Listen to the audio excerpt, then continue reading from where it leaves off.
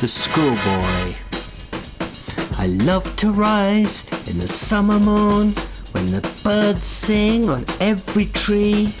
The distant huntsman winds his horn, and the skylark sings with me. Oh, what sweet company! But to go to school in a summer morn, oh, it drives all joy away.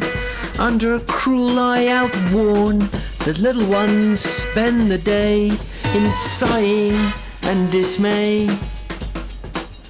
Ah, then at times I drooping sit and spend many an anxious hour, nor in my book can I take delight, nor sit in learning's bower, worn through with a dreary shower. How can the bird that is born for joy sit in a cage and sing? How can a child when fears annoy but droop his tender wing and forget his useful spring?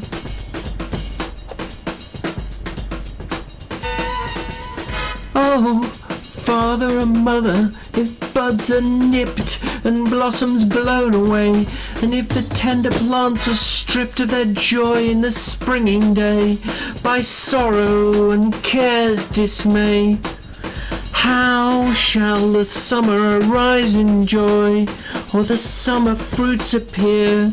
Or how shall we gather what griefs destroy, or bless the mellowing year, when the blasts of winter appear?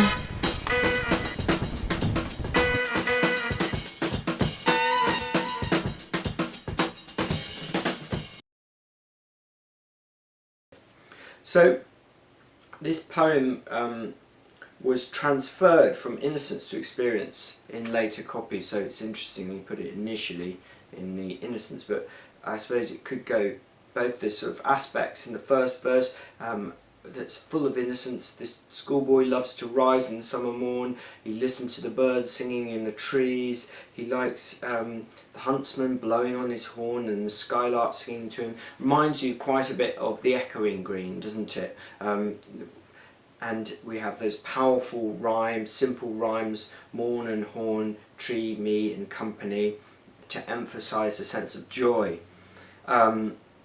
But then we have the kind of repeated rhyme of morn and outworn, that school is drives all joy away, under a cruel eye outworn, worn out by being examined by a cruel eye, this cruel eye of the teacher or the authority figures in school are cruel, aren't they? That adjective is important.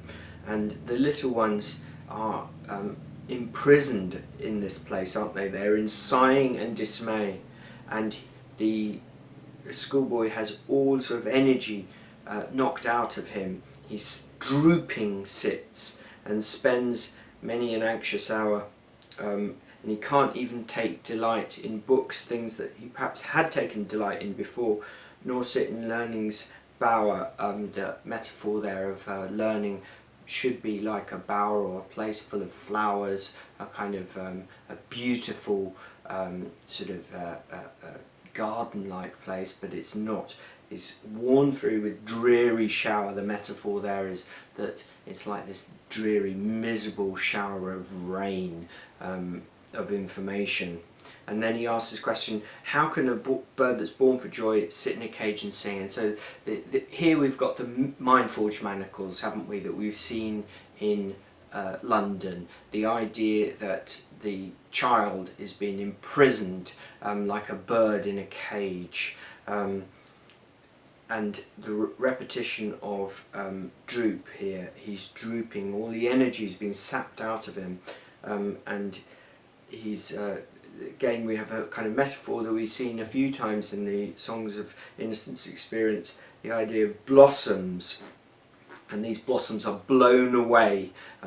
the energy of the child is blown away, and this tender plant, the children are like tender plants that are stripped of their joy in the springing day, this very unnatural act of plucking out the blossoms from the young ones. This is what's happening in school, and we have these questions that finish the poem. Remember, Songs of Innocence posing loads of questions and experience too, and this closes with three sort of powerful questions. How shall the summer arise in joy? You know, how can you create the seasons, happy times in people's lives if they've had such a miserable kind of school days? How can you do that?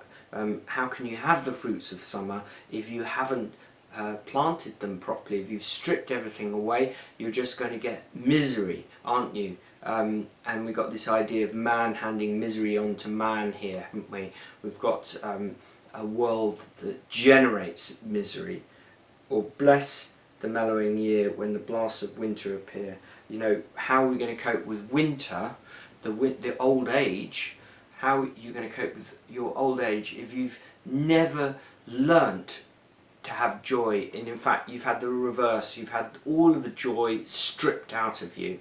So Blake, apparently simple poem, full of kind of simple rhymes and a kind of bouncing sort of powerful rhythm, developing quite a sophisticated argument when you look at it closely. This idea that, you know, let's think about the consequences of education. If we don't encourage and nurture a sort of inner light and inner enthusiasm, creativity, if we imprison our children like birds in cages and knock all the joy out of them, how are they going to cope with summer and autumn and winter? You know, what's going to happen then in their old age, in the winter of their old age? Well, misery, isn't it? So a powerful critique being built up of education. Indeed, you know, I think throughout the Songs of Experience, you could say with London, with the Human Abstract, with the Garden of Love, he's painting a picture of authority figures in society who are destroying and imprisoning people mentally, and showing the consequences of that, isn't he? Showing how our society is going to be destroyed if we don't think carefully about how we treat our children. The schoolboy. I love to rise in the summer morn when the birds sing on every tree.